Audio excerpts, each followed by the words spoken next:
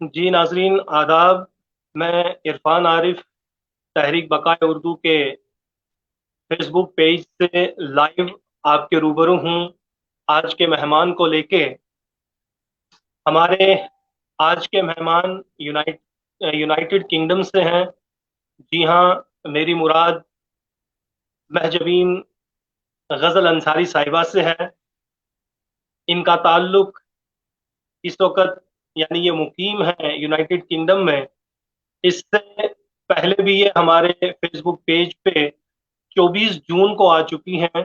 इनका ताल्लुक यानी इस वक्त ये चेयरपर्सन है यूके यॉर्क शेयर अदबी फोरम की, और बेहतरीन वकील भी हैं, शायरा भी हैं, अदीबा भी हैं।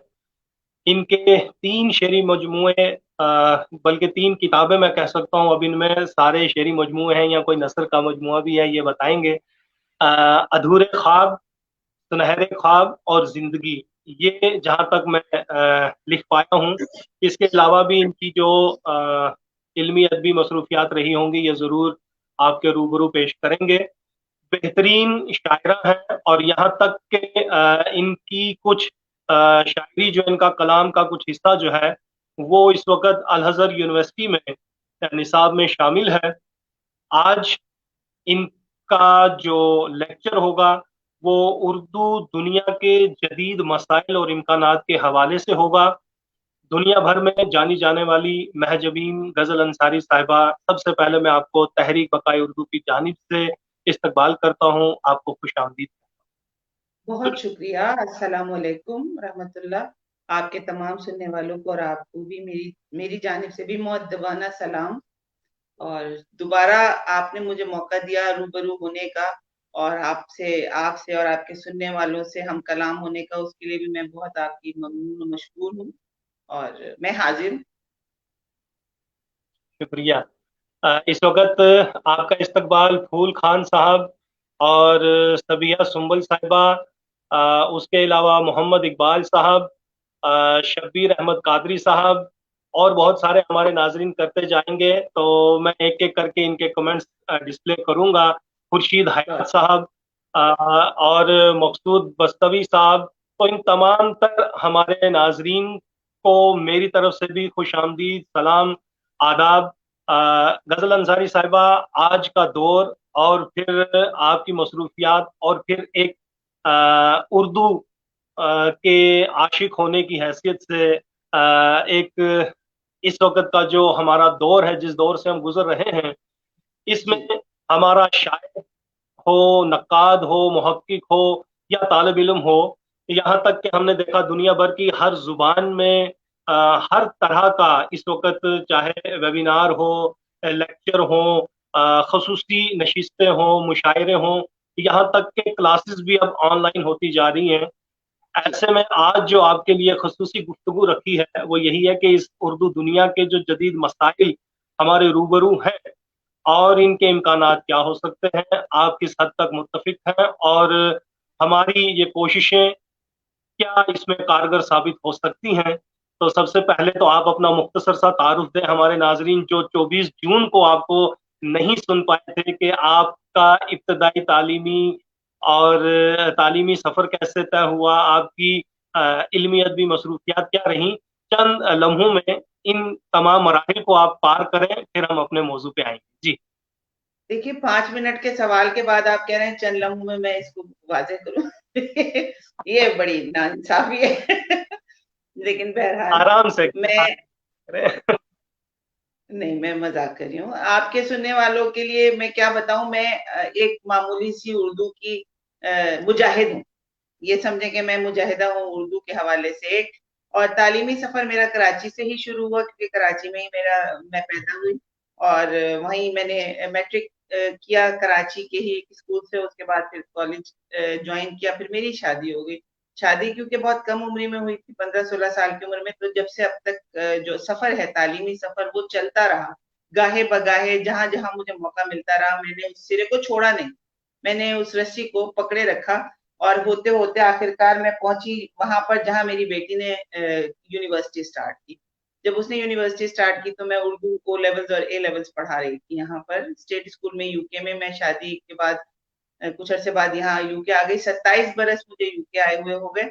तो यहाँ आकर मैंने अपनी पढ़ाई जारी रखी। उसके बाद फिर मैंने उर्दू पढ़ाई यहाँ पर, क्योंकि उर्दू के हवाले से ज़ाहिर है यहाँ पर जितने भी लोग काम करते रहे हैं उनमें मैं पहली नहीं हूँ, बल्कि शुरू से जो यहाँ पर ओवरसीज पाकिस्तानी मौजूद हैं जिनका उर्दू से, अदब से, जबान से ताल्लुक है, उन्होंने बहुत काम किया।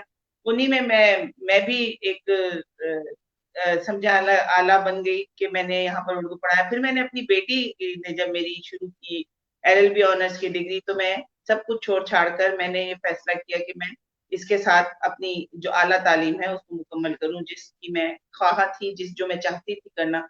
तो फिर मैंने ये एक रिकॉर्ड बनाया, यहाँ हडर्सफील्ड यूनिवर्सिटी यॉर्कशायर में ही है, वहां पर मैंने अपनी बेटी के साथ एलएलबी ऑनर्स किया, फिर पोस्ट ग्रेजुएशन किया। तो 5 साल हमने वहां इकट्ठे पढ़ा, जो कि यूनिवर्सिटी का रिकॉर्ड बना। अभी भी उनकी वेबसाइट पर गालिबन ये स्टोरी मौजूद है मोटिवेशन के लिए कि ये भी हो सकता है। तो ये हुआ। उसके बाद फिर उर्दू के हवाले से बचपन से ही लिखने का शौक था। अब ये अजीब सा साउंड करता है, क्योंकि हम किसी भी फनकार से पूछें, लिखने वाले से पूछें, तो वो बचपन से ही शुरू होता है, क्योंकि इंसान की जिबिलत जी। में ही जो चीज होती है वो अल्लाह के, देखिए लिखना जो है खास तौर पे शायरी के हवाले से अगर हम बात करें तो ये अल्लाह की तरफ से वदियत करदा ही है। शायर या तो होता है या होती है, मतलब शायद या तो होता है या नहीं होता, इसमें दो बातें नहीं होती। तो वो शौक था। उसके बाद उसको जिला मिली यहाँ पहुंचकर। मैं जब यूके आई 27 बरस पहले, तो यहाँ आकर मसरूफियत ज़ाहिर है वो एकदम से शुरू नहीं हुई थी। बिल्कुल नया माहौल था, नई दुनिया थी। मैं अकेली थी, मेरा सारा खानदान कराची में मौजूद था। आधे अभी भी इंडिया में भी हमारा आधा खानदान अभी तक मौजूद है। तो मैं यहाँ पर आई तो मैं हाँ। अकेलापन का शिकार हुई। तो आपको पता है नॉस्टैल्जिक हो जाता है इंसान। तो वो जो एक अंदर लिखने की वो थी, अल्लाह ताला ने डाली हुई थी एक जो वस्त था, उसका उसमें बढ़ावा मिला। और हिजरत के दुख लिखे, हिजरत के दुख के बाद फिर बच्चों के मसाइल लिखे। उसके बाद फिर अब तो यही है कि वतन छोड़े जमाना हो गया है, ये दुख भी अब पुराना हो गया। यहाँ आए थे कुछ पैसे वाह। कमाने, यही अब आशियाना हो गया। तो यही वाह। काम करते करते 10 10 बरस कबल एक से दिमाग के जो लोग थे उन्होंने मिलकर ये सोचा कि हम अलग अलग कुछ कर रहे हैं। तो उसमें इत्तेफाक में हमेशा बरकत होती है, आप भी जानते हैं। आप खुद बहुत काम कर रहे हैं, मैं देख रही हूँ। पेंडेमिक से सबसे ज्यादा फायदा यही हुआ है कि हमें दुनिया जहान के लोग हमसे जुड़ गए। तो वो 10 बरस हमने यॉर्कशायर अदबी फोरम की जो हमने बुनियाद डाली थी, वो अल्हम्दुलिल्लाह मुझे, मैं अगर बिला मुबालगा ये बात करूं कि इस वक्त बरतानिया में सबसे ज्यादा फाल तंजीम जो है वो यॉर्कशायर अदबी फोरम है। इसलिए नहीं कि मैं उसकी चेयरपर्सन हूँ, ये मतलब मैं वाह। अपना बैंड नहीं बजा रही, लेकिन हमारे बाकी के जो लोग काम कर रहे हैं, जो हमारी पूरी टीम है, 7 7 अफराद की, और उसके बाद फिर हमारे अरकान जो उसमें मौजूद हैं, जो हमें हमारे अपने जो स्पाउसेस हैं, जो जो लोग इसमें शामिल हैं, हमारे बच्चे हैं, तो हम सब उसमें एक खानदान की तरह जुड़े हुए हैं। और ये काम चल रहा है। और आपके सामने है, पेज मौजूद है यॉर्कशायर अदबी फोरम का, सुखन दर सुखन, सुखनवर, मुतालियाती नशिस्त। इस वक्त जो ऑनलाइन काम हो रहा है वो काम ऐसा हो रहा है कि वो एक कंक्रीट जिसको कहते हैं, आप जाकर देख सकते हैं, रोजे रोजे रोशन की तरह वो वाजे है। हमें बताने की भी जरूरत नहीं है, जाइए पेज पे देखिए, पूरा कल्ला चट्ठा आपको मिल जाएगा। अब आप बेशक। जी। बेशक, बहुत ही खूबसूरत तरीके से आपने सच में बहुत इख्तिसार से काम लिया। क्योंकि मेरा सवाल इतना मैं तवील था। आप जी। और दूसरा मैं अपने नाजरीन को बताऊं, हो सकता है हमारे नाजरीन हमारे आज दूसरे मेहमान की तलाश में हों। सबसे पहले मैं माजरत चाहूंगा कि प्रोग्राम के इब्तिदा में ही कहना था, लेकिन बहरहाल अब कह देता हूं कि आज हमारे दूसरे मेहमान गजल अंसारी साहिबा के साथ इश्तियाक मीर साहब थे। लेकिन उनके हमजुल्फ जो हैं, उनके उनका वालिद का इंतकाल, मेरे ख्याल इंतकाल हुआ। नहीं तो उनके, जी उनके उनके साड़ू साहब का, हमजुल्फ साहब का इंतकाल हुआ है। कल कल उनकी हमजुल्फ साहब तदफीन का हुई ही है। इंतकाल। जी हाँ। जी। तो उनकी तो तदफीन मैं वगैरह भी थी उनकी तो मैं भी उनकी जानिब से जी तो हम मैं माजरत करती हूँ।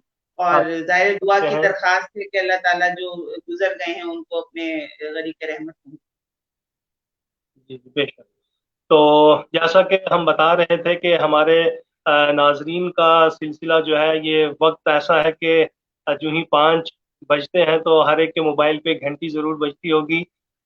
इसलिए मैं नाम गिनाना चाहूंगा, चाहे वो चश्मा फारूकी हो, या शिरीन जफर साहिबा हो, वला जमाल साहिबा मिस्र से हो, तलत सरोहा हो, सबिहा सुंबल हो, सगीर कुरैशी साहब हो, मकसूद साहब हो, अशफाक उमर साहब हो, बेशुमार जुबैर मुगल साहब हो, अनु अब्बास हो, अब्दुल जब्बार भट्ट हो, ब्रिज सैगन हो, बेशुमार नाम है। तो मैं इन तमाम नाजरीन का शुक्रिया अदा करते हुए आपसे ये जानना चाहूंगा कि ये जो मैंने 3 किताबें यहाँ नाम लिया था, मैंने 3 किताबों का, वो चाहे अधूरे ख्वाब है, सुनहरे ख्वाब है या जिंदगी है, तो ये किस नौइयत की किताबें हैं? और इसके अलावा भी आपका कोई अदबी काम हो तो वो बताएं। ये आरिफ साहब तीनों किताबें मजमुए ही हैं, शायरी के मजमुए हैं। पहली किताब सुनहरे ख्वाब, उसके बाद नहीं, पहली किताब अधूरे ख्वाब, फिर सुनहरे ख्वाब, और अब जैसे जैसे उम्र बढ़ती जा रही है तो जिंदगी समझ में आई, तो जिंदगी पे आ वाह। गई। अब जिंदगी से कहाँ चलूंगी ये पता नहीं, अब तो वापसी का वक्त करीब है, तो अब मेरा ख्याल में वो जरा सा डरावने ख्वाब ना हो जाए। लेकिन बहरहाल नसर मैंने लिखी है, लेकिन उसका मजमुआ कोई नहीं शामिल हुआ, क्योंकि मैं नहीं समझती कि मैं उसमें इतनी मशाकी के साथ कुछ कर पाई हूँ कि मैं उसको सबके सामने लाके पेश कर सकूं। तो वो तो मैंने नहीं किया, मजामीन कुछ लिखे। उसके अलावा जो काम है वो तरवीज के हवाले से ही है। देखिए, तख्लीकी काम तो हम कर ही लेते हैं, वो तख्लीक जो हम करते हैं वो हमारे लिए होती है, वो हमारी उसमें तसल्ली होती है, हमारा अपना अंदर का इत्मीनान होता है। लेकिन तरवीज का काम जो है वो हम उर्दू के हवाले से, उर्दू के मुजाहिद के तौर पे करते हैं, अपने आने वाली नस्लों को ये विरसा मुंतकिल करने के लिए करते हैं। तो मुझे लगा कि मेरा ख्याल है कि अब अपनी तखलीक से ज्यादा जो वक्त हमें सर्व करना है वो तरवीज के लिए करना है, क्योंकि हम जब चले जाएंगे तो हमारे पीछे जो जिसे कहते हैं कुमक आएगी, तो ये कारवां आगे बढ़ेगा। अगर हमने ये काम नहीं किया और हम अपनी ही खुद नुमाई में और खुद सताइशी में और अपनी ग्रूमिंग में लगे रहे, तो फिर पीछे आने वाली जो नस्ल है उसको हम कुछ नहीं दे पाएंगे। तो इसलिए हम लोगों ने ये जो काम शुरू किया, तो इसमें बहुत सारा काम है, जिसमें मुतालियाती नशिस्त तो खैर उन लोगों के लिए जो लिख रहे हैं, जो लिखना चाहते हैं, और फिर जो प्रैक्टिस के हवाले से एक पूरा ग्रुप बना हुआ है, जहां पर हमने उस्ताद शोरा को रखा हुआ है, जो लिखने वालों को मशवरे भी देते हैं, इस्लाह भी करते हैं, और वहाँ प्रैक्टिस चलती रहती है मुस्तकिल। बहुत सारे शायर वहां से मुस्तफीज हो रहे हैं। और फिर हमारा राब्ता जुड़ा रहा मुख्तलिफ मुल्कों से, सबसे पहले पाकिस्तान के साथ। मैं आपको ये भी बताती चलूं साथ साथ के कराची आर्ट्स काउंसिल जो हमारा है, बहुत मुतहरिक, वो भी पाकिस्तान में जो कराची का आर्ट्स काउंसिल है वो सबसे ज्यादा काम कर रहा है। तो मैं यहाँ पर बाकायदा तौर पर अहमद शाह साहब जो हमारे सदर आर्ट्स काउंसिल हैं, उन्होंने यहाँ पर मशावरती जो हवाले से मुझको यहाँ पर उन्होंने अपना सफीर बनाया हुआ है। तो हर साल जो वहाँ पे कॉन्फ्रेंस होती है, वहां पर हमारा जो यॉर्कशायर अदबी फोरम है, पिछले 13वीं इस दफा कॉन्फ्रेंस है, तो मेरी शिरकत पूरे 13 बरस से वहां पर चल रही है। और यॉर्कशायर अदबी फोरम जब से आया है वजूद में, हमारा एक वहां पर पूरा एक वो होता है सेशन, बाकायदा तौर पर हमारी वहां शिरकत होती है। और एक ब्रिजिंग का काम हो रहा है, जो हमारे शोरा हमें मौजूद हैं, जिनका काम है, जिनको हम सराहना चाहते हैं, तो वो हम वहां पर एक अवार्ड मुस्तकिल, एक नहीं बल्कि 2 अवार्ड, अब एक कश्मीर के हवाले से कि कश्मीर को मेन स्ट्रीम से जोड़ा जा सके, जो हमारे यहाँ का कश्मीर है, आजाद कश्मीर। और हम तो चाहते हैं कि हम आप लोगों को भी किसी न किसी तरह उसको जोड़े रखें, और ये काम चल रहा है। उसके अलावा फिर हमारी दूसरी शाख पेरिस अदबी फोरम के नाम से चल रही है, पेरिस में, जिसकी चेयरपर्सन सुमन शाह साहिबा हैं। फिर आप लोगों के साथ हम जुड़े हुए हैं, इंडिया में हमारा मुस्तकिल कोई ना कोई राब्ता रहा। तो ये यूरोपियन कंट्रीज में भी, इटली के साथ भी यही है, जो तंजीमें काम कर रही हैं। तो हम कोशिश ये करते हैं कि सबको जोड़े रखें, किसी न किसी शक्ल में। हम सब एक ही काम कर रहे हैं, हम सब एक ही कश्ती के सवार हैं। मैं आपको भी इस बात के, आपने शुरू में जो तस्करा किया, तो मैं बताती चलूं, आपके 100 प्रोग्राम से ऊपर पहुंच चुके हैं। और आपका ये काम इस दौर में, इस वबाई दौर में बहुत ज्यादा रहा है। और आपके अलावा वहाँ इंडिया से और जो लोग हैं, करामुद्दीन साहब हैं, उन्होंने भी ये सिलसिला जारी रखा हुआ है अपना। तो इस तरह से बहुत ये बड़ा काम है कि आप लोगों ने वो चेहरे मुतारिफ कराए हैं, उन लोगों के सामने आपने रूबरू किया है जो वैसे शायद ना देख पाते। तो ये एक हर चीज के दो पहलू होते हैं, एक मस्बत एक मनफी। तो जहां पर नुकसान पहुंचा है कि फेस टू फेस हमारी मुलाकातें कम हो गई, हमारे इवेंट्स खत्म हो गए जो हम हर साल किया करते थे। यहाँ बहुत बड़ा हमारा एक फेस्टिवल 10 रोजा होता है जिसमें हम बहुत मुतहर्रिक रहते थे, हमारा सालाना मुशायरा जो बहुत बड़ा मुशायरा होता है। अगर आप चाहें तो जाकर जरूर वीडियोस देखिएगा, यूट्यूब पे भी है, हमारे पेज पे भी है। वो तो नहीं हुई, लेकिन आप जैसे लोगों से हमारी मुलाकातें हुई और काम बहुत तेजी से होता रहा, और आप लोगों ने बहुत अहसन तरीके से इस वबाई दौर में उर्दू की जो ये एक जिसको कहते हैं ये क्रूज जो है चल रहा है, खास तौर पे डिजिटल के हवाले से, उसको संभाले रखा। तो आप सब काबिल तहसीन है, काबिल तकलीद है, आपको बहुत मुबारक हो और लगे रहिए, करते रहिए, हम भी आपके साथ ही। शुक्रिया। इस वक्त आपको मोहतरम डॉक्टर मुश्ताक वानी देख भी रहे हैं, सुन भी रहे हैं और लिख भी रहे हैं। मुत्तहिदा अमेरिका में उर्दू का रंग रूप कैसा है, ज़रा इस पर भी गुफ्तगू होनी चाहिए, ज़रूर होगी।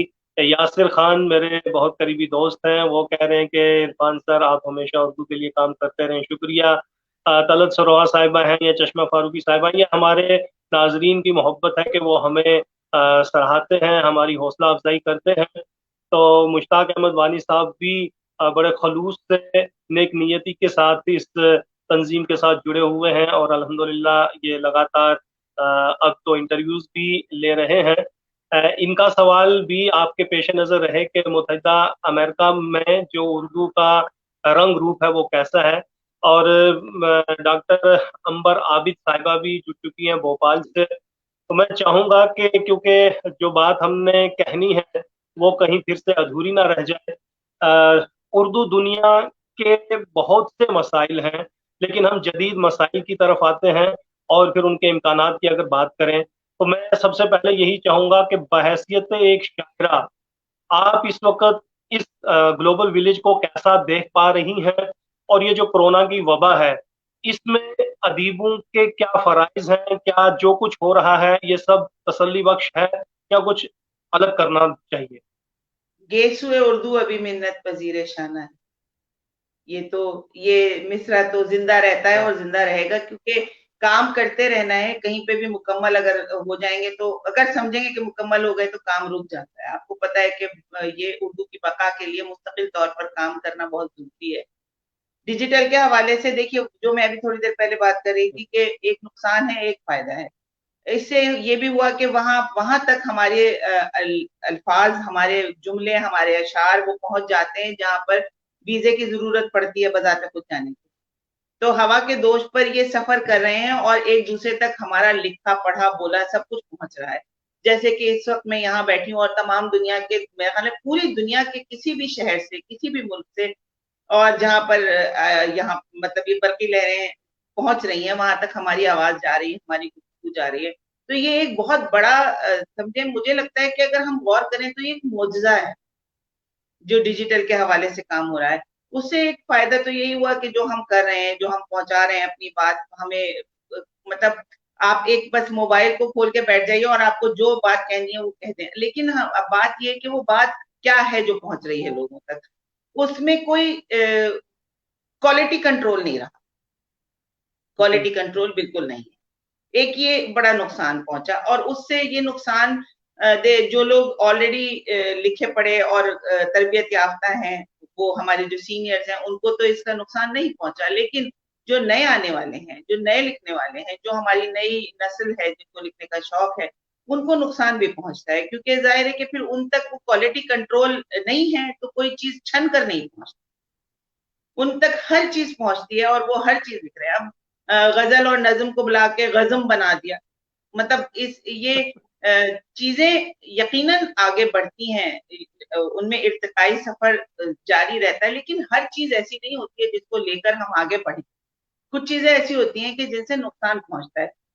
मैं समझती हूँ कि आजाद शायरी के हवाले से भी जो काम हो रहा है वो अच्छा हो रहा है, लेकिन हम तजरीदी आर्ट वही शख्स कर सकता है जिसको मुकम्मल तौर पर पेंटिंग का अदराक हो, जो मुस्तकिल लिख सकता है जी। वही। जैसे हम अगर बात करें शायरी की असनाफ की, तो आजकल कोई भी किसी भी चीज को लिखकर अगर ये समझा जाए कि ये शायरी है, तो वो शायरी नहीं होती है। क्योंकि अब जैसे आजाद नज़्में हैं या फिर जो मुख्तलिफ असनाफ अब नए लिखने वाले लिख रहे हैं, उनको लिखने के लिए भी आपका तरबियत याफ्ता होना, आपको पढ़ना, आपको बड़ों के साथ बैठकर उनकी जूतियां सीधी करके उनसे सीखना, उस्तादों के मेयत में बैठना, उनकी मतलब उनसे नसीहत लेना, इस्लाह लेना, ये चीजें सिर्फ डिजिटल पर आकर बैठकर काम करने से नहीं होती। हमेशा ये जरूरत पड़ती है कि कोई भी लिखने वाला जो है वो बहुत, मतलब आप समझे, खूने दिल से जो चीजें लिखी जाती हैं उनमें अल्लाह ताला वो तहरीर में तासीर पैदा करता है। तो ये चीजें हैं जिनसे नुकसान हो रहा है, लेकिन दूसरी चीज यही है कि उससे जो फायदा हो रहा है कि हम जहाँ बैठे हुए, खास तौर पे इस दौर में जिसमें हम इस वक्त गुजर रहे हैं, जिससे इसमें लोग यकीनन, सॉरी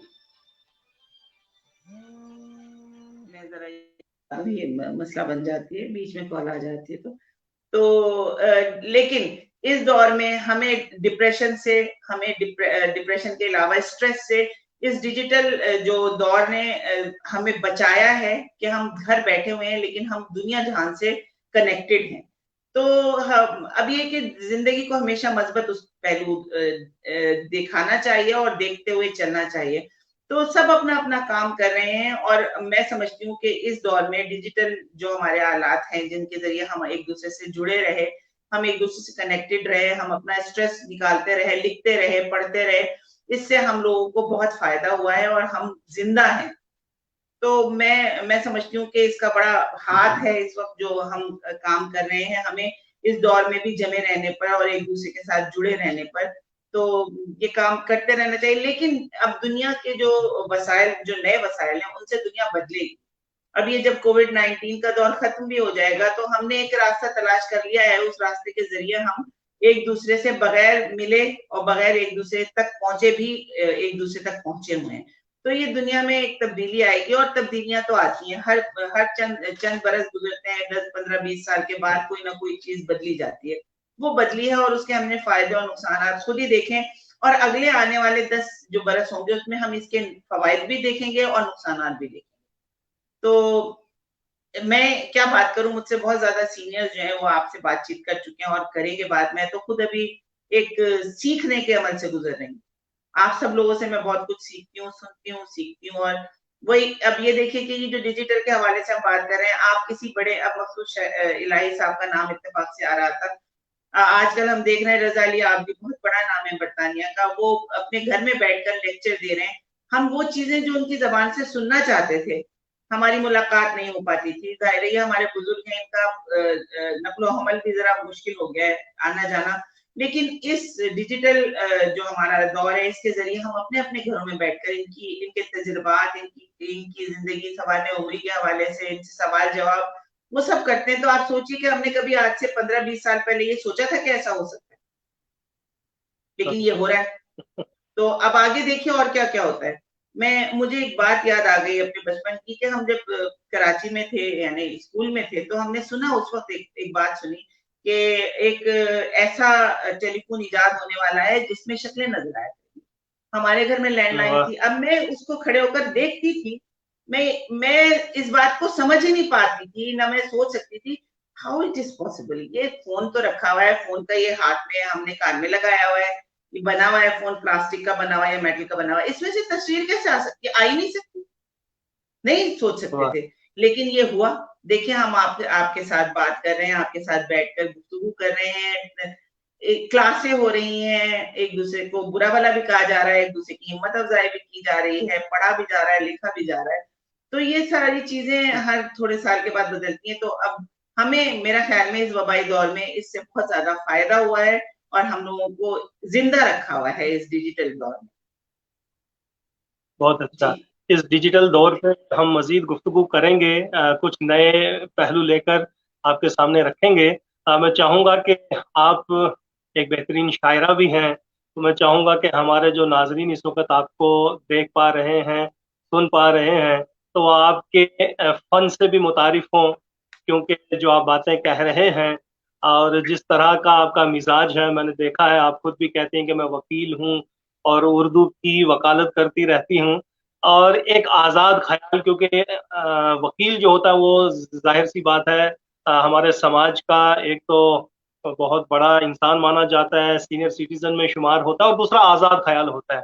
तो एक आज़ाद ख्याल शायरा के अशार से हम महसूस होना चाहते हैं। जी बिस्मिल्लाह। मैं बताती चलूं आरिफ साहब, आजाद ख्याल में बिल्कुल नहीं हूँ, मैं बहुत कदामत पसंद हूँ। मैं हमेशा अपनी रिवायात से, अपनी तहजीब से और अपने मतलब हर तरह से इससे जुड़े रहना चाहती हूँ। आजाद ख्याली मेरी प्रोग्रेसिव माइंड जरूर है, लेकिन मैं बहुत ज्यादा अहमियत देती हूँ अपने कल्चर को, अपनी तहजीब को, और उसी को साथ लेके हमेशा चलने की कोशिश भी करती हूँ। क्योंकि जबान बजाते खुद एक पूरा का पूरा जो है ना, उठना बैठना है, और एक पूरा कल्चर है। जबान जबान सिर्फ जबान नहीं होती, और उसके साथ हम लोग जुड़े हुए हैं। हमें उसका एक तरह से कोशिश ही करनी चाहिए कि हम चलता फिरता नमूना बन के दिखाई दें। तो खैर, आपकी फरमाइश पर एक गजल के चंद अशार आप लोगों की नजर। तहलील हो रहे हैं दिन रात हल्के हल्के, वाह तहलील हो रहे हैं दिन रात हल्के हल्के, लाई असर ये गम की सौगात हल्के हल्के, वाह लाई असर ये गम की सौगात हल्के हल्के, सफाक उसका लहजा दिल चीर गया मेरा, वाह सफाक उसका लहजा दिल चीर गया मेरा, देखो बिगड़ रही है अब बात हल्के हल्के, वाह।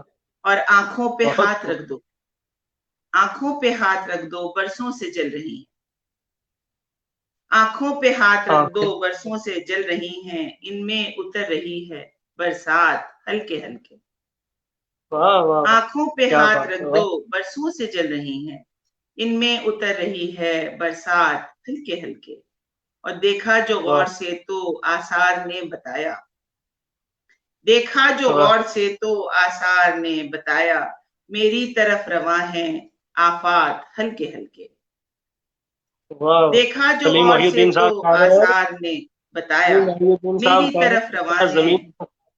आफात हल्के हल्के, और तेवर बता रहे हैं कुछ होने जा रहा ऊपर है। सुनिएगा, फिर से पढ़े, फिर से पढ़े। मैं आपको कह रहा था कि सलीम मोहिउद्दीन साहब कह रहे हैं कि वाह क्या जमीन निकाली है, और इम्तियाज गोरखपुरी साहब भी आपको आदाब सलाम वाह वाह कहे जा रहे हैं। जैनब खान साहब भी आपको बहुत सलाम शुक्रिया। दुआ। सलीम मोहिउद्दीन साहब आपकी अदबी तंजीम के हवाले से कह रहे हैं कि पूछा जाए। डार आसिफ साहब, अंबर आबिद साहिबा, फूल खान साहब, ये तमाम आपको दाद दे रहे हैं। तो बहरहाल ये दाद का सिलसिला कायम रहे। तो जी। देखा जो गौर से तो आसार ने बताया, मेरी तरफ रवा एक है आफात हल्के हल्के, और तेवर वाह बता रहे हैं कुछ होने जा रहा है, वाह तेवर वाह बता रहे हैं कुछ होने जा रहा है, महसूस कर रही हूँ खतरात हल्के हल्के। ये आज के हवाले से आप महसूस कर सुनिए। रही हैं आप के हल्के। तेवर बहुत बता खूब, वाह रहे हैं वाह कुछ होने जा रहा है, महसूस कर रही वाह हूँ खतरात हल्के हल्के, और ये वाह सोच वाह। कर बहुत निभाया रिश्ता गजल ने अब तक, ये सोच कर ये निभाया सोच, रिश्ता गजल ने अब तक, शायद बदल ही जाए हालात हल्के हल्के, वाह वाह। ये सोच कर निभाया बेहतरीन। रिश्ता गजल ने अब तक, शायद बदल ही जाए आदात हल्के हल्के, और तहलील हो रहे हैं दिन रात हल्के हल्के, लाई असर ये गम वाह की सौगात हल्के हल्के। तो ये बहुत खूबसूरत। गजल आपकी खिदमत में। बेशक इस गजल को तमाम नाजरीन ने, चाहे सलीम साहब हो, सूफिया शीरीन अभी तशरीफ लाई हैं, वो भी आपको खूब दाद दे रही हैं। और बहुत शुक्रिया। जितने भी हमारे नाजरीन हैं जिनका मैं नाम ना ले पा सकता हूँ, क्योंकि जाहिर सी बात है मेरे सामने भी ये हैंग किया हुआ मोबाइल है, मैं ज़्यादा इसको छेड़छाड़ नहीं कर सकता हूँ, ये हिलने लगता है। लेकिन जितने भी नाजरीन आपको देख रहे हैं, तमाम तर आपको दाद दे रहे हैं। आपकी खूबसूरत गजल और उस गजल में बरती जाने वाली जो अलामतें हैं, जो इश्तियारे हैं, जो मज़ामीन हैं, जो ख्यालात हैं, उनकी पजीराई की है उन्होंने। मैं तमाम नाजरीन की तरफ से आपका शुक्रिया अदा करता हूँ। लेकिन गुजारिश करता हूँ कि ये माहौल बना हुआ है, तो एक खूबसूरत सी नज्म या गजल अगर और हो जाए तो एक बेहतर है। छोटी सी नज्म सुनाती हूँ, जिसका उन्वान है मुझे उस पार जाना है। जी जरा ऐसा। थम कर बरस बारिश, मुझे उस पार जाना है। जरा वाह। थमकर बरस बारिश, मुझे उस पार जाना है। मुझे लहरों के सीने पर, समंदर के सफीने पर, मुझे लहरों के सीने पर, समंदर के सफीने पर, अभी कुछ दर्द लिखने हैं, अभी कुछ रंज कहने हैं, अभी कुछ वाह दर्द वाह लिखने हैं, अभी कुछ रंज कहने हैं। सरे चश्मे तमन्ना कुछ, लरसते अश्क सहने हैं। सरे चश्मे वाह तमन्ना कुछ, लरसते अश्क सहने हैं। वफा को आजमाना है, जमाने को दिखाना है। मुझे उस पार वाह। जाना है, मुझे उस पार जाना है। अमूमन मैं कोशिश ये करती हूँ कि छोटी नज़में लिखूँ, ताकि वो मतलब एक मखसूस असर छोड़ जाती है। छोटी नज़्म जो होती है, अगर वो मजबूत हो, तो वो मुझे ज़्यादा अच्छा लगता है लिखना। और आप आपको जो पिछली दफ़ा ग़ज़ल पसंद आई थी, आपके सुनने वालों ने नहीं सुनी होगी। एक नज़्म सुनाती हूँ और जी फिर जी। मैं वो उस ग़ज़ल के चंद अशआर सुनाती हूँ। अच्छा, ये नज़्म जो है, इसका उन्वान है फ़ैसला अभी कर लो। फ़ैसलों की ज़द में हूँ, फ़ासलों की हद में हूँ। फैसलों की जद में हूँ, फासलों की हद में हूँ। इस फसील से आगे आग का समंदर है। इस फसील से आगे आग का समंदर है। जाविया कोई भी हो, फैसला वही होगा जिसमें फासले होंगे। जाविया कोई भी हो, फैसला वही होगा जिसमें फासले होंगे। हौसला हो चलने का, गिर के फिर संभलने का। हौसला हो चलने का, गिर के फिर संभलने का। फिर कदम बढ़ाओ तुम, मेरे वाह साथ वाह आओ तुम। फिर कदम बढ़ाओ तुम, मेरे वाह साथ आओ तुम। वो सफर ये लंबा है, फिर भी कट ही जाएगा। दर्द बट ही जाएगा। वाह साथ है अगर चलना, फासलों की हद में तुम। फैसला अभी कर लो, फैसला अभी कर लो। वाह वाह। जी। यकीनन एक सुलझे हुए शायर की तहरीर से हम महसूस हो रहे थे। और वो चाहे उस पार के संदेश हो या इस पार के, बहुत ही खूबसूरत नफीस अल्फाज इस्तेमाल किए हैं आपने। और जिस जज्बे को, जिस एहसास को आपने बयान किया है, ये यकीनन काबिल दाद है, और दाद दे भी रहे हैं तमाम तर हमारे नाजरीन। तो इस सलीम मोहिउद्दीन साहब कोरोना को की मेरा भी वबा। सलाम पहुंचे। ये हमारे साथ मेरा ख्याल में टर्की की कॉन्फ्रेंस में मौजूद थे, और हमने वहां पर 3 दिन की कॉन्फ्रेंस में 3 मुशायरे किए थे, क्योंकि जब थक हार के होटल वापस आ जाते थे सब, तो हम अपनी महफिल जमा लिया करते थे। तो वो यादें, अब ये देखिए कि ये चीज जो मैं बात हम कर रहे थे डिजिटल के हवाले से, कि हम एक दूसरे तक पहुंच तो पा रहे हैं, लेकिन वो जो हमारे तजुर्बे होते हैं एक दूसरे से मिलने के, सफर के दौरान पता चलता है कि कौन कैसा है, उनसे अभी हम महरूम हुए हुए हैं। और हम उम्मीद करते हैं कि ये एक नया जो दौर हमने देख लिया है, ये इससे हम बहुत ज्यादा मुस्तफीज होंगे आगे जाके भी। लेकिन हम उस तजर्बे को भी हम छोड़ना नहीं चाहते, जो हमें एक दूसरे से मिलकर होता है। तो वो बहुत जरूरी है। अभी इनका नाम देख के मुझे क्योंकि याद आ गया, तो मैं डिजिटल के हवाले से जो बात कर रही थी, शायर और अदीब, फनकार, अदाकार, इन लोगों के लिए सरहदें, कोई हदें नहीं होती। ये तो कहीं पे भी बेशक सबके बेशक होते हैं, सबके साझे होते हैं। बेशक। जी। तो मैं यहाँ ये भी जानना चाहूंगा कि इस दौर ने जहाँ आपकी मसरूफियात को ना चाहते हुए भी कम कर दिया। जो शख्स कल तक हमें दस्तयाब नहीं था, मुयसर नहीं था, मिल नहीं पाता था, हजार हाँ कोशिशों के बावजूद, कहीं ना कहीं उसके अंदर की दुनिया अब खुद कह रही है कि मुझे एक प्लेटफॉर्म मिले, मुझे कहीं ना कहीं अपनी बात कहने को मतलब कोई मौका मिले। एक तो ये है। दूसरा ये कि इस पूरे दौर में ये जो किताब है, क्या इस किताब की अहमियत अब भी बरकरार है? आपने देखा होगा बहुत सी किताबें शाया हो रही हैं। इम्तियाज गोरखपुरी साहब हमें सुन रहे हैं, क्योंकि ये खुद एक अदारे से जुड़े हैं, किताबें जी। पब्लिश कर रहे हैं। लेकिन ये जो दौर चल रहा है, पिछले 6 महीने होने को हैं, और आइंदा भी ना जाने क्या होगा। तो ये जो एक मोहब्बत का पैगाम होता था, हम किताब एक दूसरे को देते थे, और चाहे वो गुलजार साहब की वो नज्म हो कि वो जो सफ़ा पलटने में लुत्फ आया करता था, वो अब कहाँ। तो ये जो सारी चीजें हैं क्या इस कोरोना ने इनको भी मुतासर किया है? इस हवाले से भी आप रोशनी देखिए डालें, आरिफ साहब, किताब की अहमियत। देखिए बात ये कि हम कोरोना को सारा का सारा कसूरवार नहीं ठहरा, क्योंकि ये जी इस वबा से पहले ही, ये पेंडेमिक से पहले ही ये चीज शुरू हो चुकी थी कि डिजिटल हम ज्यादा हो गए थे और हमारे कनेक्शंस जो हैं वो दुनिया जहान से इस बहाने से जुड़ चुके थे। तो उसको ये कि एक रास्ता तो बना हुआ था, उस रास्ते को हमने इस्तेमाल बहुत ज्यादा किया पेंडेमिक की वजह से। और किताब, ये मेरे हाथ में अगर कोई किताब है, इस किताब का जो मैं यूं किताब जो अपने करीब लाती हूँ ना, तो इसका एक फील है। जैसे हम किसी को हक करते हैं अगर अपने बच्चों को, तो हमें उस एक ट्रांसफर होती है, एक वो लहर होती है जो ट्रांसफर होती है। और आप इस बारे में पढ़ भी चुके होंगे, और ये मतलब ये बात रिसर्च से भी साबित हुई है कि हम जब किसी को हक करते हैं तो हम एक दूसरे के साथ एक बरकी रौ वैसे भी एक दूसरे तक पहुंचती है। तो मैं समझती हूँ कि वो इंसानों के साथ साथ किताब से भी है। किताब हम सीने पर रख के सो जाते हैं, आपने देखा होगा कि किताब पढ़ने की जिन लोगों को रात को आदत होती है वो पढ़ते पढ़ते सो जाते हैं और किताब सीने पे होती है। उस किताब की जो बढ़ती रौ होती है ना, वो हमारे अंदर उतर रही होती है उस शक्ल में भी। और जो बात हुई कि किताब को, जाहिर है कि किताब को टच करना, किताब को सफा पलटना, उससे एक जो हमारे हमें राहत मिलती थी और एक हमारा कनेक्शन था, उससे हम बिल्कुल इनकार नहीं कर सकते। भाई, जो किताबों में फूल सुखाते थे, आप मुझे ये बताइए कि डिजिटली हम वो फूल सुखा सकते हैं?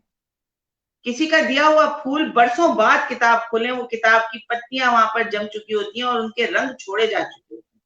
जो हम अगर किताब की बेशक। पत्ती निकाल के फेंक भी दें तो वो रंग हमें वहीं मौजूद मिलता है और उसके साथ हमारा कनेक्शन होता है। आपको याद होगा कि हम मतलब आप मुझसे तो खैर छोटे ही होंगे, मैं आपको ये नहीं कह सकती कि मैं जब छोटी थी कि पर होते थे जो मोर के पर, उसको हम बुक जो जहां खत्म किया उसको हम पर को डाल देते थे रखते और थे वो कि पर वो हम बहुत चार पांच संभाल और के बन रखते, उसको हम बुक मार्क के तौर पे इस्तेमाल करते थे। तो किताब की अहमियत से हम इनकार नहीं कर सकते। किताबें छप भी रही हैं, किताबें बिक भी रही हैं, किताबें पढ़ी भी जा रही हैं।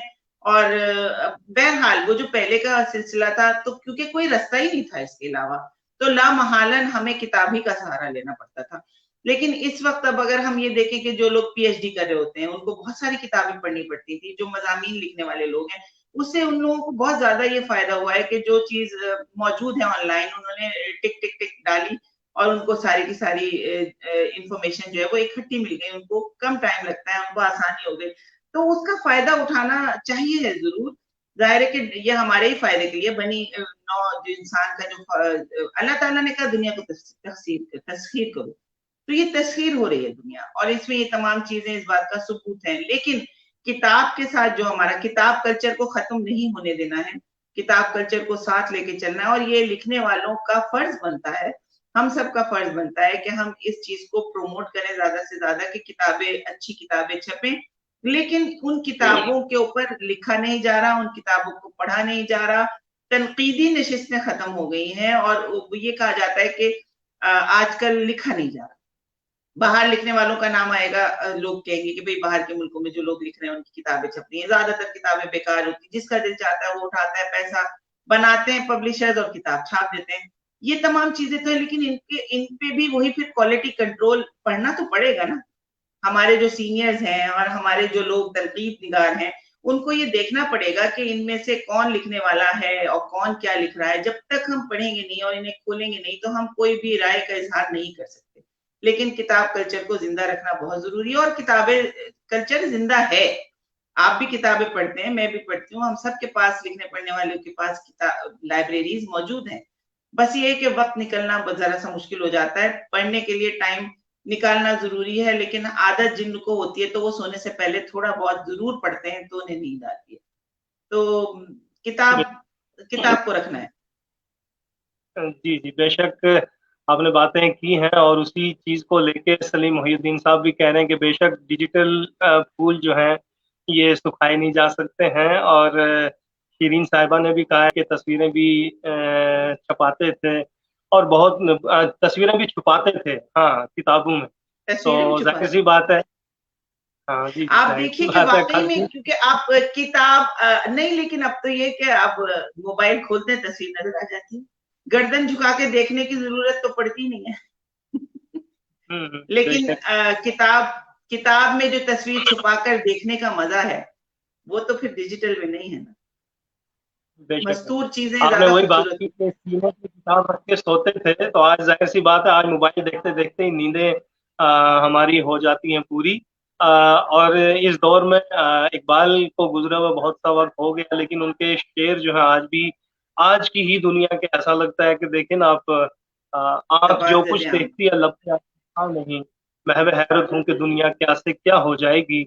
और इसी को आगे बढ़ाते हुए अगर हम देखें कि सितारों से आगे जहां और भी हैं, अभी जो कुछ हम देख रहे हैं, एक वक्त था कि आपने महसूस किया कि मैं यानी एक ऐसा टेलीफोन बनने जा रहा है जिसमें तस्वीरें भी सामने आएंगी। अब इससे आगे का दौर खुदा जाने कैसा होगा। हमारे अंदर ही किशोर नाहिद का एक मजमून में पढ़ रहा था, तो उन्होंने कहा कि अब पैदा होते ही चिप डाल दी जाती है और कंप्यूटराइज बच्चा हो जाता है, और हमारी ही जीन से हमारे ही जैसे बच्चे अब पैदा किए जा सकते हैं, हम शक्ल, हम आवाज, हम मर्तबा।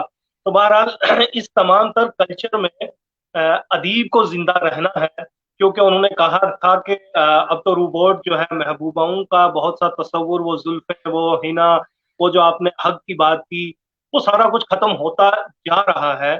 तो ऐसे प्लेटफॉर्म में शायद, क्योंकि बहुत हसास होता है, जब वो हक महसूस नहीं करेगा, जब वो एक एक फील जो है, क्योंकि खुद हाली ने कहा था कि फीलिंग बहुत मस्त है शायरी के लिए। तो ये जो बरकी दुनिया पे, हवा के दोष पे ये जो कारवां आगे बढ़ता जा रहा है, ऐसे में अब शायर को कितना हसास होना पड़ेगा। क्या वो बनावटी तितलियां, बनावटी मछलियां, बनावटी फूल, जरा इस पे भी थोड़ी रोशनी डालें।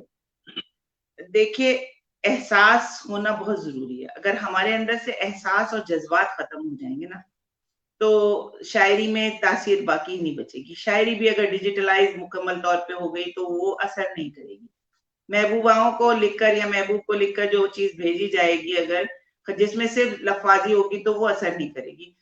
वह ये चीज जिंदा रखने के लिए बहुत जरूरी है कि एहसास अपने अंदर जगाया जाए। और ये जगाया जा नहीं सकता है। सच्ची बात ये कि ये इंसान के अंदर पैदा होते ही जो होता है तो होता है, नहीं होता है तो नहीं होता। लेकिन रोबोट से आप महबूब का जो मतलब असर है वो तो नहीं ले सकते। सफाई करते हैं या जो भी चीज है, हमें एहसास हमारे अंदर जब तक जिंदा है तो हम लिख पाएंगे। हमारे अंदर एहसास है तो हम आपका दर्द महसूस कर पाएंगे। और लिखने वालों पर हमेशा एक बड़ी जिम्मेदारी आयद होती है, और वो यही जिम्मेदारी होती है कि वो दुनिया को जगाए रखें, दुनिया को बात उन तक पहुंचाएं जिसकी इस वक्त बहुत ज्यादा जरूरत है। मोहब्बत, इज्जत, एहसास, जज्बात, ये तमाम वो चीजें हैं जिनके खमीर से ही शायरी वजूद में आती है। और शायरी मेरे ख्याल में इजहार का सबसे ज्यादा मौसर और मुदल्लल तरीका है। चे जाए कि वो शायरी हो। अगर शायरी को शायरी आप ना छोड़े तो फिर उसका ना असर होगा, ना कोई बात होगी। लेकिन शायरों के ऊपर इस वक्त बहुत बड़ी जिम्मेदारी आयद है कि वो लिखने वाले, खास तौर पे जो हमारे सीनियर शोरा हैं, जिन्होंने वो दौर भी देखा है जब शायरी में एहसास और जज्बात बाकी थे। फूल जो है वो किताबों में रखे जाते थे, तस्वीरें किताबों में से छुप छुप कर देखी जाती थी कि किसी को नजर ना आ जाए। वो तमाम लोग इन चीजों से वाकिफ हैं, और इन चीजों के जो समरात होते हैं और जो जज्बात होते हैं उनसे भी उनका जाहिर है कि वो एक्सपीरियंस कर चुके हैं। तो ये चीजें वो चीजें हैं जो हमें मुंतकिल करनी है अपने नए लिखने वालों तक, उनको बताना है, उनको दिखाना है। तो किताबें भी जो छपे उनमें भी ये है कि जो मैं आपसे कह रही थी कि क्वालिटी कंट्रोल का होना बहुत जरूरी है, उनके ऊपर नजर रखी जाए, उनके ऊपर बात की जाए। और जो लोग एतराजात करते हैं उनके ऊपर ये जिम्मेदारी सबसे ज्यादा आयद होती है कि वो इस तमाम जो फॉर्मूला है इसको उस पर लागू करें, और ये बताएं कि आजकल क्या लिखा जा रहा है और क्या लिखा जाना चाहिए, कौन सी किताबें पढ़नी चाहिए। और उन नशिस्तों का एहतमाम किया जाए जब ये कोविड-19 खुल जाए, क्योंकि सिर्फ लिखना काफी नहीं होता। वो मैंने आपको कहा ना कि पूरी तहजीब होती है। पहले बैठा करते थे बड़ों की सरपरस्ती में और सीखा करते थे, बोलते नहीं थे, सीखते थे। मुझे भी याद है कि हम भी अक्सर कराची में जब होते थे, कुछ सालों पहले की बात है, तो उसमें यूसुफी साहब, मुश्ताक अहमद यूसुफी साहब से के पास अगर नशिस्त है, बैठे हुए हैं, और ज़हरा आपा बैठी हुई हैं, अनवर मकसूद हैं, तो हमारे जितने बुजुर्ग हैं, लुत्फुल्लाह खान साहब, हमारी हिम्मत ये नहीं होती थी, अभी भी नहीं होती है। जब हम कराची कॉन्फ्रेंसेस में जाते हैं, जब बुजुर्ग हमारे बैठे होते हैं, तो हम ज्यादा कोशिश ये करते हैं कि हम सुने और उसको अपने अंदर जज्ब करें। तो तहजीब का होना बहुत जरूरी है, सीखना बहुत जरूरी है। उठना बैठना, नशिस्त बर्खास्त, बोलना चालना, ये तमाम चीजें हम जब भी सीख सकते हैं जब हम उन लोगों की सोहबत में बैठे, इंसान अपनी सोहबत से पहचाना जाता है, और उन्हीं चीजों को सीखने से ही हमारे अंदर वानी ये साहब तमाम ने भी वानी साहब ने भी इसी तरफ इशारा किया है कि सदाकत छुप नहीं सकती बनावट के असूलों से, कि खुशबू खुशबू आ आ नहीं नहीं सकती सकती कभी कागज के फूलों से। कागज के फूलों से। तो तलत सरोहा साहिबा भी कह रही हैं कि हमें आपकी बातों से बहुत कुछ सीखने को मिल रहा है। नफीसा सुल्ताना अना वो भी कह रही हैं कि बहुत उम्दा गुफ्तगू हो रही है। और फूल साहब तो कह रहे हैं कि आपका चेहरा ही किताबी चेहरा है, माशाल्लाह, मुबारक हो। और बहुत शुक्रिया। मैं मुश्ताक कुछ भी नहीं हूँ साहब आरिफ कह रहे हैं साहब, मैं बोलती हूँ ना तो मैं सोच के नहीं बोलती, मैं वो बात बोलती हूँ जो मेरे अंदर होती है। जी जी, बहुत अच्छा। और यही मैं अच्छी कुछ भी बात नहीं है हूँ, मैं तो खुद क्योंकि आप लोगों से सीखती हूँ। आशिक मलिक साहब हैं और सलीम मोहिउद्दीन साहब ने फिर से गजल की फरमाइश की है। तो मैं चाहूंगा कि थोड़ा सा वक्त अभी है हमारे पास, अगर आप कोई बेहतरीन सी गजल सुनाना चाहें तो, वरना आपका अब ये तो आप पैगाम हमारे लिए बताएंगे कि बहुत। बेहतरीन, बेहतरीन मैं तो नहीं कह सकती अपनी किसी भी हाँ, गजल ये को, तो क्योंकि बात है, मुझे शायर का कलाम उसके लिए बेहतरीन ही होता है। तो बहरहाल एक गजल जो इस वक्त आपके पास हो अवेलेबल, तो वो जी, जरूर आप। मैं वही गजल सुनाती हूँ जो पिछली दफा आपने गालिबन आपको अच्छी लगी थी, बहुत आप ही बहुत की नजर। बिफरे आदाब। दरिया की रवानी से निकल आए हैं, वाह बिफरे दरिया की रवानी से निकल आए हैं, हम बिना भीगे ही पानी से निकल आए हैं। वाह बिफरे दरिया की रवानी से निकल आए हैं, हम बिना भीगे ही पानी से निकल आए हैं। और कम से कम इतने समझदार हुए हैं बच्चे, कम से कम इतने समझदार हुए हैं बच्चे, राजा रानी की कहानी से निकल आए। हम के हिजरत के अजाबों से गुजरने वाले, हम के हिजरत के अजाबों से गुजरने वाले, आखिर अशनफ में वाह मकानी से निकल आए। और कीना वाह रखकर तू वाह मिला वाह वाह। करता था हमसे अक्सर, कीना रखकर तू मिला करता था हमसे अक्सर, हम तेरी चर्ब जबानी से निकल आए। आईना देख के हैरान हुआ है क्या क्या, आईना देख के आहा, हैरान हुआ है क्या क्या, आग झपकी थी जवानी से निकल आए। वाह वाह आईना देख के वाह हैरान हुआ है क्या क्या, आंख झपकी थी वाह जवानी से निकल आए हैं। और सुन ले हमको वाह तनासान समझने वाले, सुन ले हमको वाह। तनासान समझने वाले, हम दबे पांव कहानी से निकल आए। सुन ले हाय हाय, हमको हम दबे। तनासान समझने वाले, हम दबे पांव कहानी से निकल आए हैं। और जिंदगी अब हाँ, नई उलझन में न उलझा हमको, जिंदगी अब वाह नई उलझन में न उलझा हमको, हम तेरी शोला बयानी से निकल आए हैं। जिंदगी अब नई उलझन में न उलझा हमको, हम तेरी शोला बयानी से निकल आए हैं। और पिपरे दरिया की रवानी से निकल आए हैं, हम बिना भीगे ही पानी से निकल आए। वाह। चलते चलते मेरा ख्याल है कि ये गुफ्तगू जरा खुश्क हो गई, तो मैं तरन्नुम से दो तीन अशार सुना देती हूँ आपके सुनने वालों जी जी, बिल्कुल बिल्कुल बिल्कुल। को। एक मैं अपनी अ, जो गजल जिसको कहते हैं ना कि तांगे वाला खैर मकदर, मेरी एक सिग्नेचर गजल है, उसी के मैं चंद अशार आप लोगों को सुना देती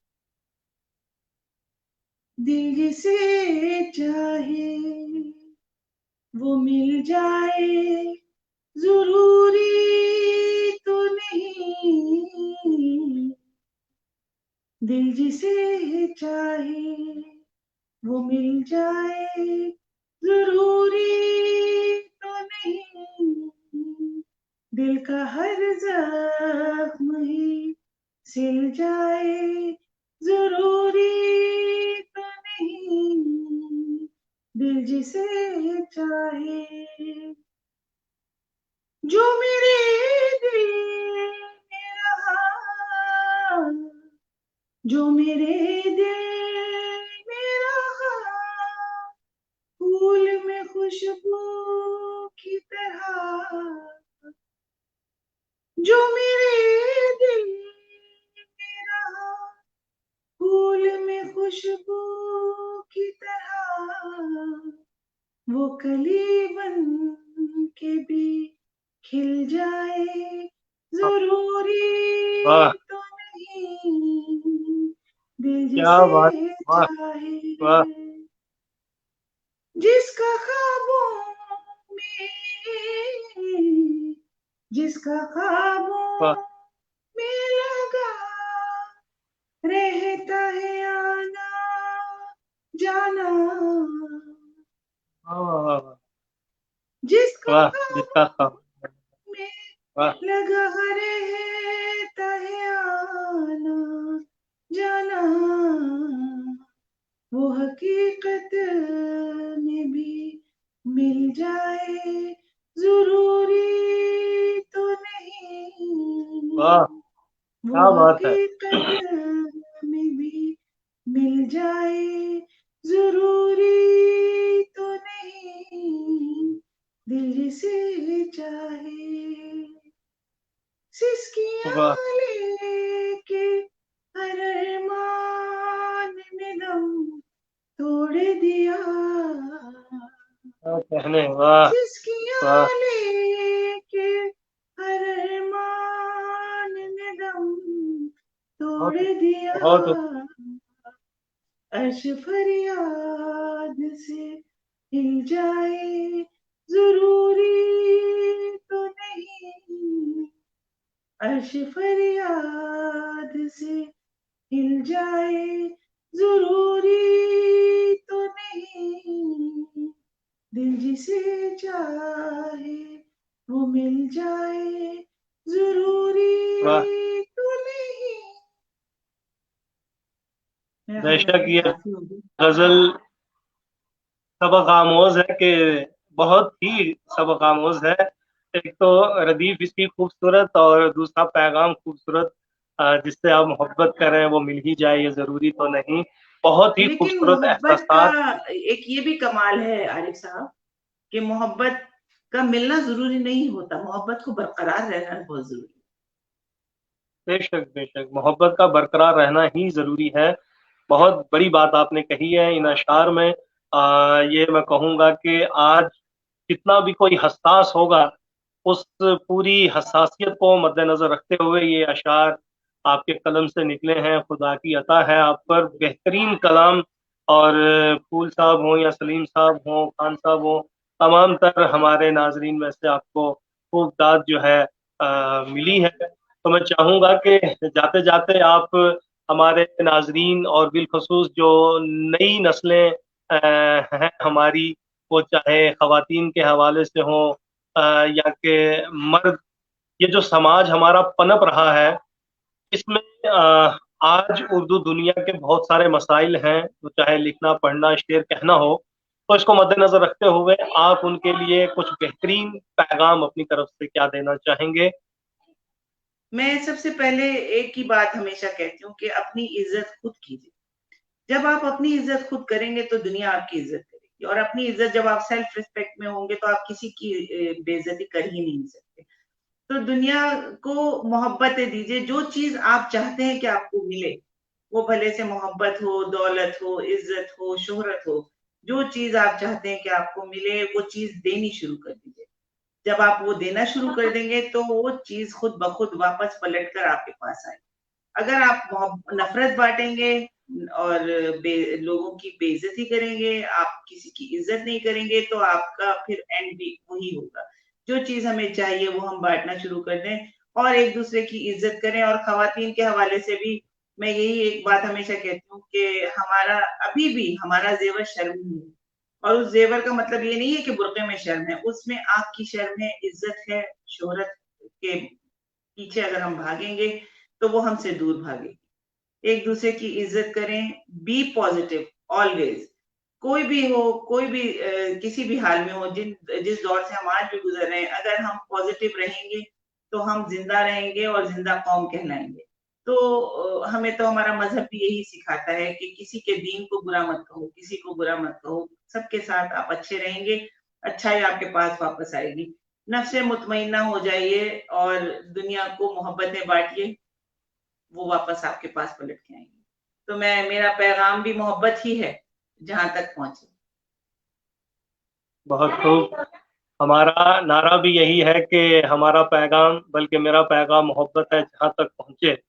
तो इस और मोहब्बत आपको भरे बहुत पैगाम मुबारक। से ही हम आज, जी हाँ, आज की गुफ्तगू मन तो नहीं करता है कि ख़त्म की जाए। तो बहरहाल हमारे भी कुछ तकाज़े हमारे नाज़रीन बाद में कहते हैं कि हम फिर महरूम रह जाते हैं कि आप उस सेशन को बहुत आगे ले जाते हैं, कभी हम यही सोचते हैं कि 4 से 5 से 6 होता है। तो बहरहाल मैं आपका इंतहाई ममनून और मशकूर हूँ कि आपने बेहतरीन अपना जो है यहाँ कलाम भी पेश किया और अपने ज़री ख़यालात से भी हमें नवाजा, और सबसे बड़ी बात यह है कि आपने अपने मसरूफ़ तरीन शेड्यूल में से कुछ वक्त निकाल के हमें दिया।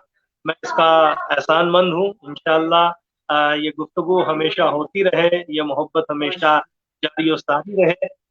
तो मैं चाहूँगा कि अपने नाज़रीन को भी बताता चलूँ कि इंशाअल्लाह नाज़रीन, ये खूबसूरत बातें, खूबसूरत पैगाम आप अपने ज़हनो दिल पे नक्श करें।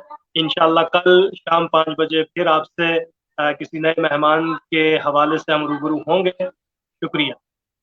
बहुत शुक्रिया। जी, आप बहुत कुछ शुक्रिया। कहना चाहेंगी? मैं यही कहना चाहूंगी कि जो लोग जुड़े रहे, जिन्होंने हमें सुना, उनकी मैं बहुत मशकूर हूँ, ममनून हूँ। और आपके लिए भी यही मेरी दुआ है कि आप इसी तरह उर्दू की बका के लिए काम करते रहें और ये तहरीक जोर पकड़ती चली जाए, क्योंकि ये तहरीक जो है वो हम सबके वही काम है जो हम सब मिलकर कर रहे हैं। और बारे दुनिया में रहो गमजदा या शाद रहो, ऐसा कुछ करके चलो तुम के सदा याद। वाह, बहुत खूब, शुक्रिया, खुदा बहुत बहुत।